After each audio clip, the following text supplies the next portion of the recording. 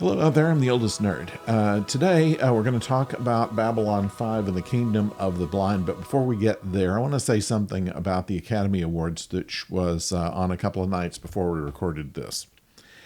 And I have to say that I like to watch shows like the Emmy Awards, the Oscars, and some of the others, generally to see people in a live situation, a live on television situation, not knowing whether they're going to be called up to speak, to accept an award or not, and to see their reaction and whatever they say off the cuff. Even in prepared remarks, it doesn't always go as they might expect. And that's something that's interesting about live television you can't get anywhere else. And yet, for years, the people who run these award shows and the critics who write about them say they're too long and they're spending too much time with people accepting the awards. And what they try to replace it with is basically the Ed Sullivan Show.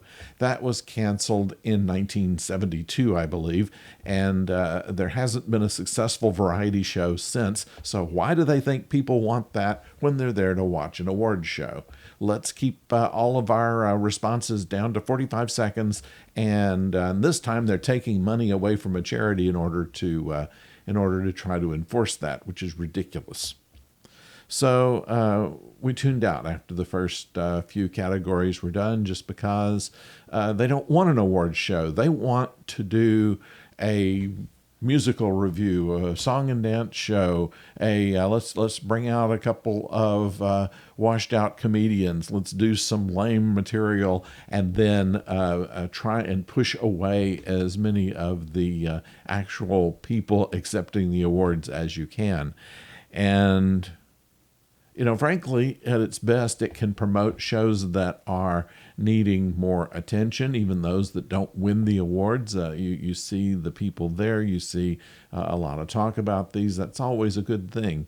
But for some reason, they say, no, what we should do is make people go to social networks and accept their awards with prepared remarks, and leave all of the airtime for us to do bad comedy, so-so song and dance, have some famous singers come out and sing the theme to All in the Family or something else that's been off the air for 40 or 50 years, and call that what we've tuned in for.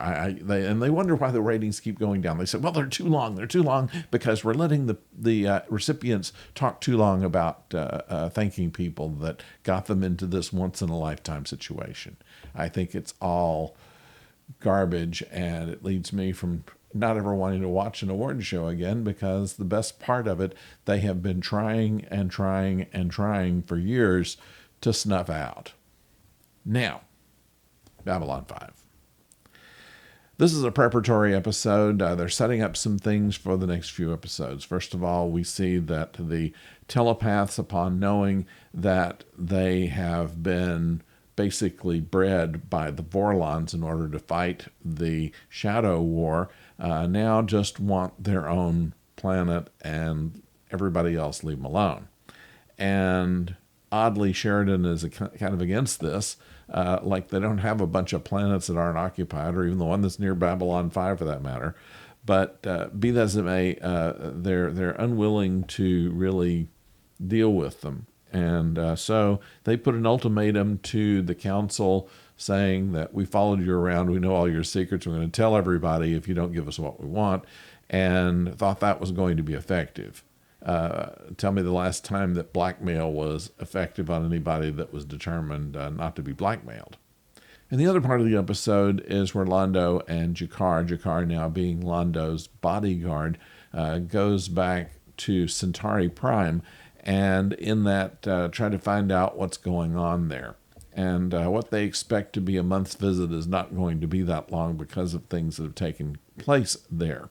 Apparently, the regent has lost his mind, or certainly not playing to the game that we expected him to.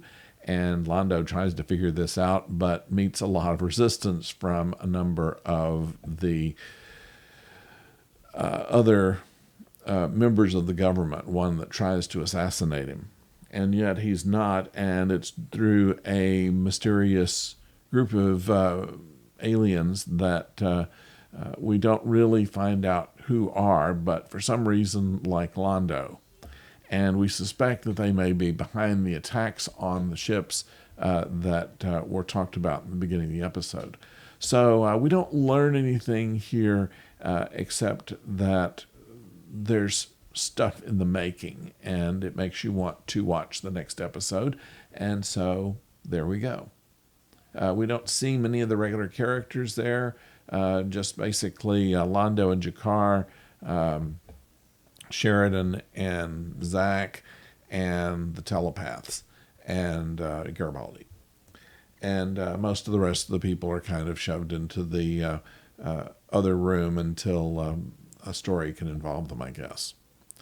So that's that episode. I hope you will continue to stay with our videos here. Please subscribe if you haven't done so. A like would be nice. And let's see, Professor O and I are going to be talking about Inception. That's going to be on Thursday. So we invite you to join us along, and until then, don't go far.